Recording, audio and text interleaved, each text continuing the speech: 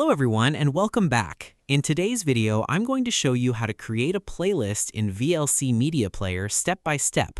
A playlist lets you organize and play multiple audio or video files in the order you want. So let's get started. First, open VLC Media Player. Next, click the View menu.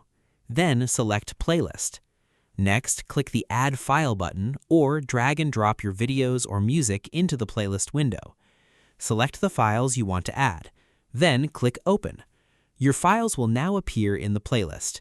If you want to change the order, simply drag and drop the files into the position you want. To save the playlist, click Media. Then select Save Playlist to File. Choose a location to save the playlist. Enter a name for the playlist, then click Save. And that's it. You've successfully created a playlist in VLC Media Player. Thanks for watching this video. If you found this tutorial helpful, don't forget to like, subscribe, and turn on notifications for more VLC Media Player tutorials and tips. See you in the next video.